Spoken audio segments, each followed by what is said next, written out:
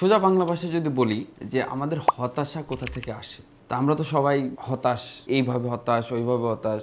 যেমন ধরেন আমার কারো চাকরি হচ্ছে না এই জন্য হতাশ, বা চাকরিতে থাকলে সেখানেও নেও হতাশ। এখন ভালো করে ভেবে দেখুন তো এই হতাশাটা কি কোনো সময় এরকম আসছে আপনি হার্ড ওয়ার্ক করতেছেন তারপরে হতাশা আসতেছে? না, হতাশা কখনো হার্ড ওয়ার্ক করার পরে আসে না। হতাশা আসে যে আপনি কাজ করতেছেন না বা রাইট কাজটা করতেছেন না, এইখান থেকে। তো এই রাইট ইন রং বা হতাশা আসবে না এইরকম কাজ কাকে বলে? আমি যদি বাংলা ভাষায় বলি যে আপনি যেই লাইনে আসেন না কেন, আপনি দেখেন যে আপনি অ্যাকচুয়ালি কাজ করতেছেন কিনা। আপনি জবে আছেন, আপনি জবে থাকা অবস্থায় আপনার গোল জানেন কিনা, আপনি কতদূর যাইতে পারবেন সেইটুকু জানেন কিনা, সেই হিসেবে প্রোগ্রেস করতেছেন কিনা, মান্থ টু মান্থ আপনার প্রোগ্রেস আছে কিনা। যদি প্রোগ্রেস না থাকে, কোম্পানিও আপনাকে নিয়ে প্রোগ্রেস করতেছে না বা কোম্পানি আপনাকে নিয়ে ভাবতেছে না, সো আপনি হতাশায় পড়ে যাচ্ছেন। বছরের পর বছর আপনি জব করে যাচ্ছেন, সেখানে আপনি ইনক্রিমেন্ট আসতেছে না বা সেই রকম আশার উপর আপনার মতো ফলাফল পাচ্ছেন না। তো ওইখানে কখনো ভেবে দেখছেন যে আসলে আপনার এখানে করণীয় কী আছে, বা আপনি যেই কাজটা করতেন সেইখানে আপনি কতটুকু ইমপ্রুভ করছেন?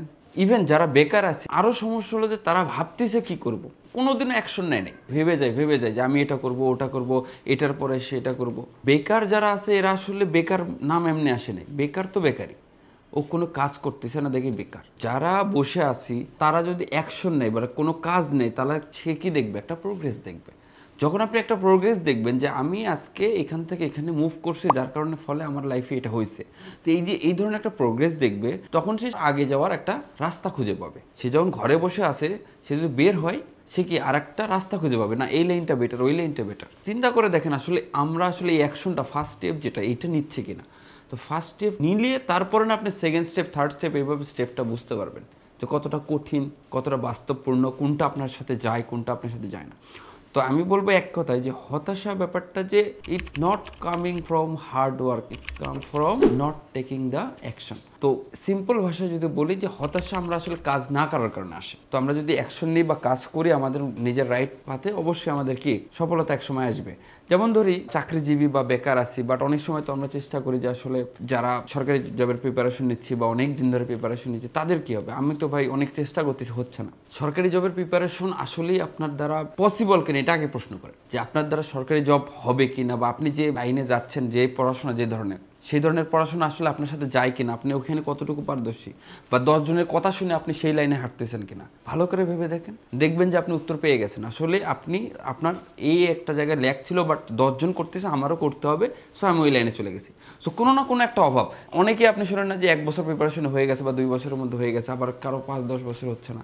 সো আপনার ক্যালিব্রিটি, আপনার অ্যাবিলিটি কিন্তু আপনি একটা জায়গায় নামার পরে কিন্তু বোঝা যায় আসলে আমার অ্যাবিলিটি এখানে আছে কিনা। তো ওইটুকু যদি বুঝতে পারি তাহলে অবশ্যই সে বুঝে গেল যে আমি আসলে আমার দ্বারা এখানে হবে না। যেমন আমার নিজের ক্ষেত্রেও বলি, যখন আমার আশেপাশে যখন সবাই সরকারি জবের প্রিপারেশন নিছে, আমি 1 মাস প্রিপারেশন নিতে যাই, বুঝতে পারছি যে এটা আমার জন্য না, এটা ইম্পসিবল আমার দ্বারা।